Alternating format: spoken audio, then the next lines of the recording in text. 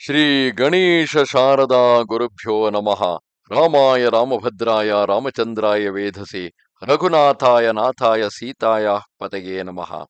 ಶ್ರೋತೃಗಳಿಗೆ ವಾಲ್ಮೀಕಿ ರಾಮಾಯಣ ಯುದ್ಧಕಾಂಡದ 102ನೆಯ ಸರ್ಗಕ್ಕೆ ಸ್ವಾಗತ. ಹಿಂದಿನ ಅಧ್ಯಾಯದಲ್ಲಿ ರಾಮ ರಾವಣರ ನಡುವೆ ಘನಘೋರವಾದ ಯುದ್ಧವು ನಡೆಯುತ್ತಿರುವಾಗ ಲಕ್ಷ್ಮಣನು ಕೂಡ ಅವನೊಡನೆ ಸೇರಿ ಆ ರಾವಣನ ಸಾರಥಿಯನ್ನು, ರಾವಣನ ರಥದ ಧ್ವಜವನ್ನು ಮುರಿದು ಹಾಕುತ್ತಾನೆ. ವಿಭೀಷಣನು ಗದೆಯಿಂದ ಬಡಿದು ರಾವಣನ ರಥದ ಕುದುರೆಗಳನ್ನು ಕೊಂದು ಹಾಕುತ್ತಾನೆ.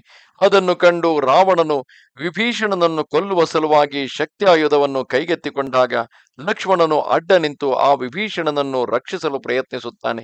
ಅದನ್ನು ಕಂಡು ತನ್ನಲ್ಲಿ ಇದ್ದಂತಹ ಅಷ್ಟಘಂಟಾ ಶಕ್ತಿ ಎಂಬ ಶಕ್ತಿಯಾಯುಧವನ್ನು ಆ ಲಕ್ಷ್ಮಣನ ಮೇಲೆ ಪ್ರಯೋಗಿಸಿ ಆತನು ಯುದ್ಧರಂಗದಲ್ಲಿ ಕೆಳಕ್ಕೆ ಬೀಳುವಂತೆ ಮಾಡುತ್ತಾನೆ.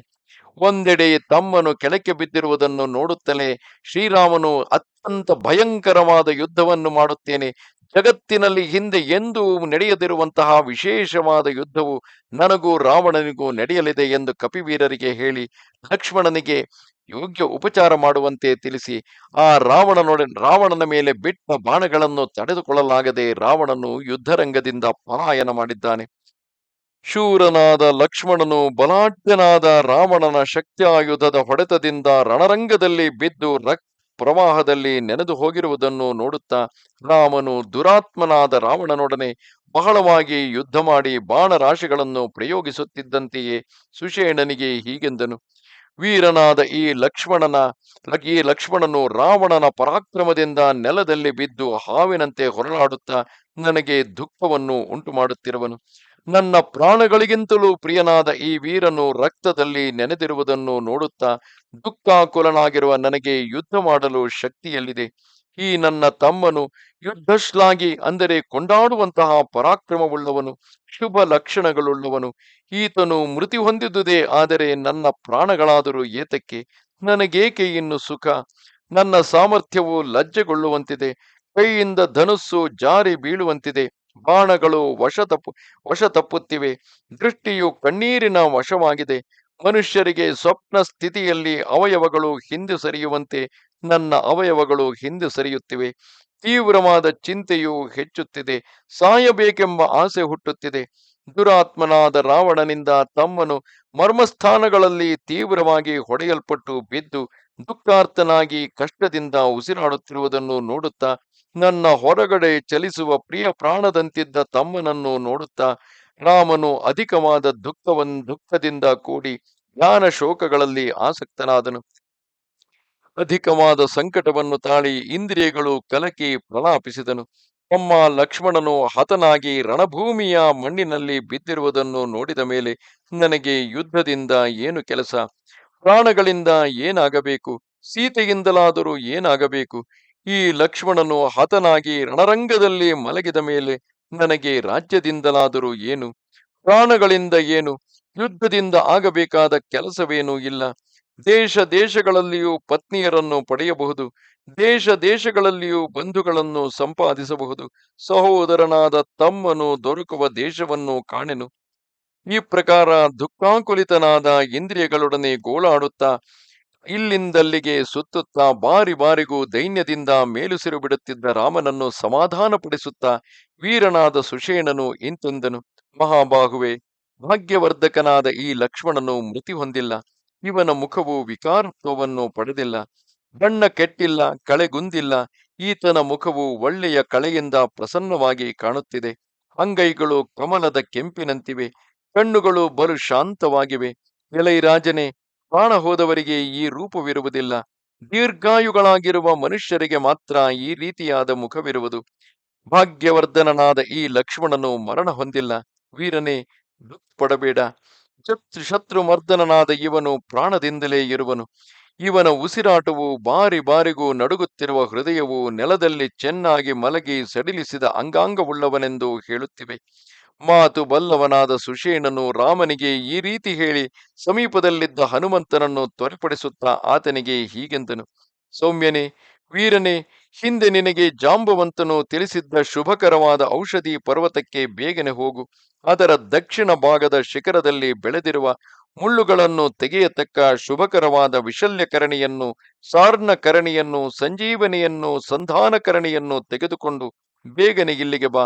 ವೀರನಾದ ಮಹಾತ್ಮ ಲಕ್ಷ್ಮಣನನ್ನು ಬದುಕಿಸುವುದಕ್ಕಾಗಿ ಅವು ಬೇಕಾಗಿವೆ.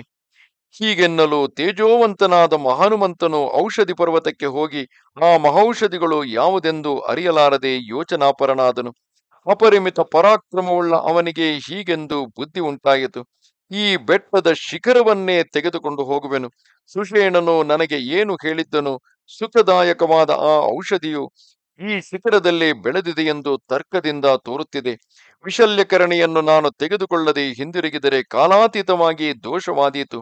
ಕೈಲಾಗದವನೆಂಬ ಅಪರಾಧವು ಅಧಿಕವಾಗಿ ಬರುವುದು.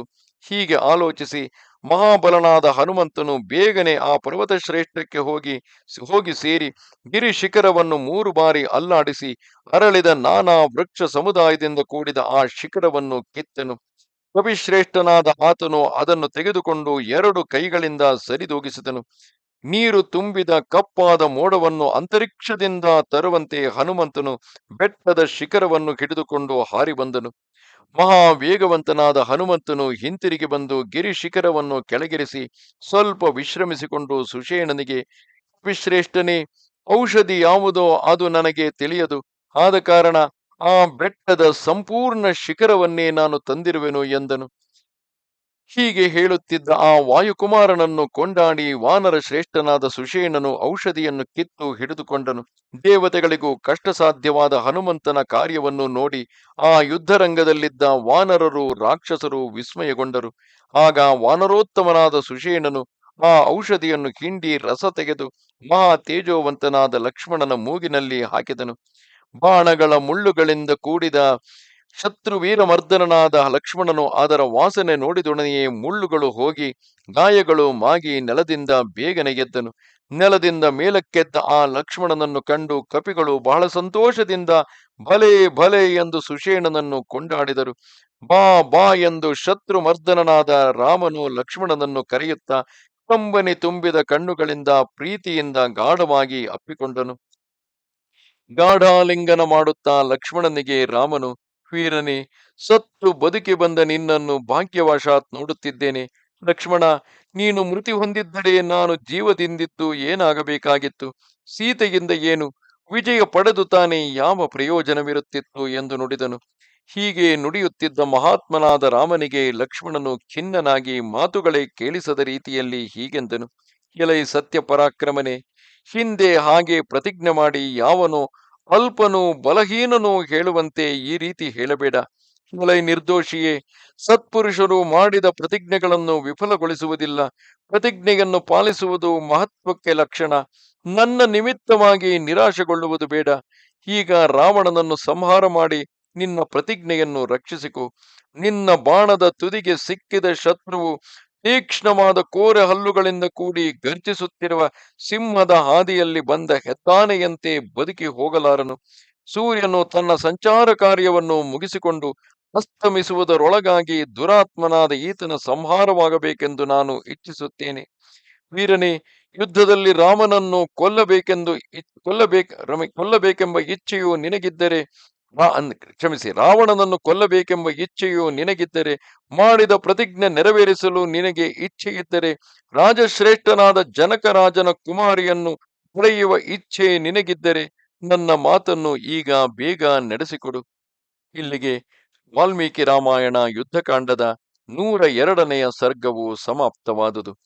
ನಮಸ್ತೆ ಶಾರದಾ ದೇವಿ ಕಾಶ್ಮೀರ ಪುರವಾಸಿನಿ, ತ್ವಾಮಹಂ ಪ್ರಾರ್ಥಯೇ ನಿತ್ಯಂ ವಿದ್ಯಾದಾನಂಚ ದೇಹಿಮೆ. ನಮಸ್ಕಾರ.